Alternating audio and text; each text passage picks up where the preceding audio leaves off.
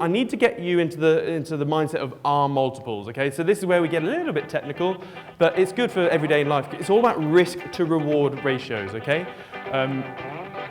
With everything, you have to always judge the amount of reward compared to the amount of risk.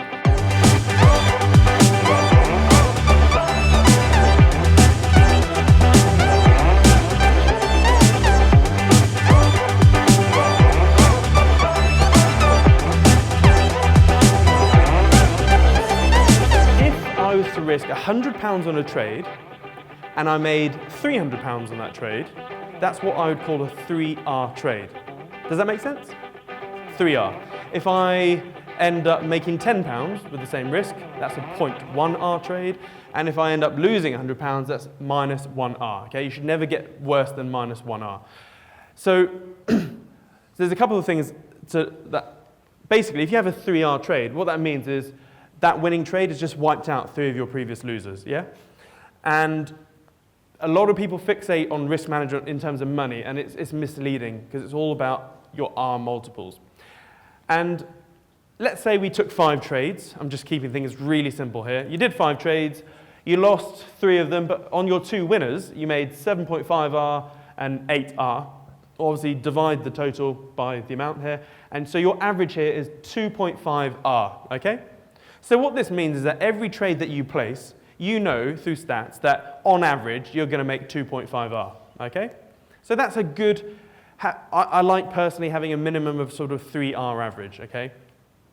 Now,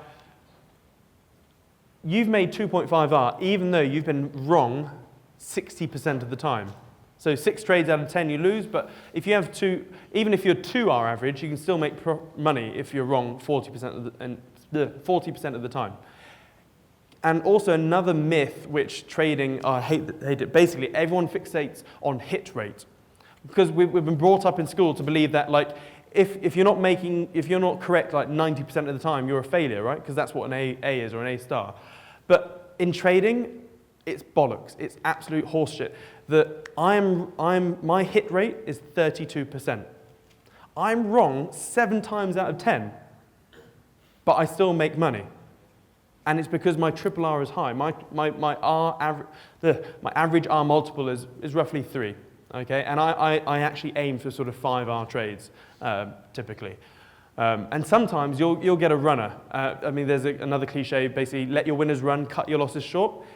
It's so true, you need to, but it's very hard to do. And the reason why you need to let your winners run, because eventually, probably once, maybe twice a year, you'll get like a 20 to a 50R trade.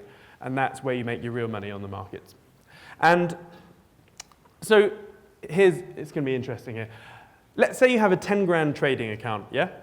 And you looked at the charts and you thought, oh, this is definitely going to go up. 100% going to go in your favor. How much of that 10 grand would you risk? Yes? 30%. 30%? Cool. Any others? 5%? 10. 8, 10? 1%? What you can afford? No.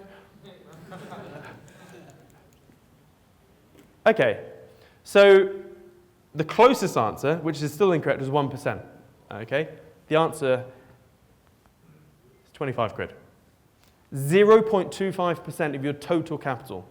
You should never ever risk more than 0.25% of your total capital per trade. Okay, please remember, trading and investing are completely different. Okay. So investing, whole different ballpark. With trading, never risk more than 0.25%. Now, a lot of people think, well, how the hell am I going to get rich risking like basically bugger all per trade? And the thing is, with trading, the less you risk, the more money you'll make, and the more safer you'll be. More safer, the safer you'll be, sorry. And here's why. Basically, you can place 10 trades, lose 6 of them, win 4, and you'll still end up in profit. So you've risked 0.25% of your 10K account. So you've lost 6 trades here.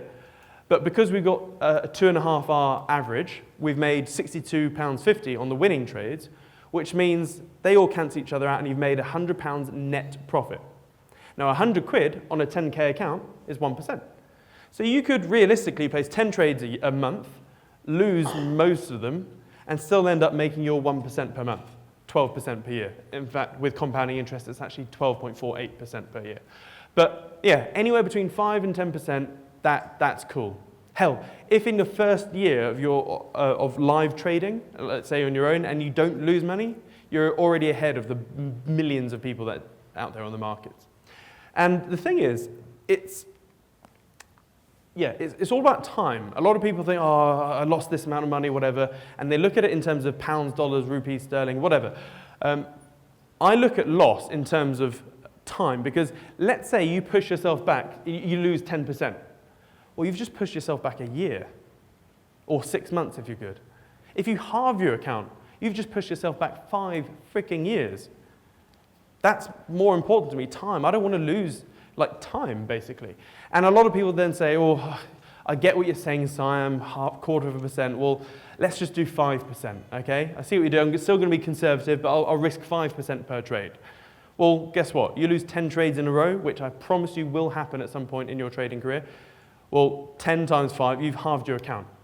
You've just pushed yourself back 5 years, if that.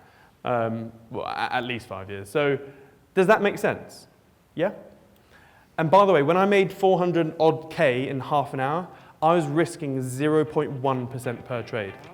When I trade other people's money, I risk 0.1% per trade. And at any one point in time, only 1% of the total account was at risk. So risk management is everything. I cannot stress that enough.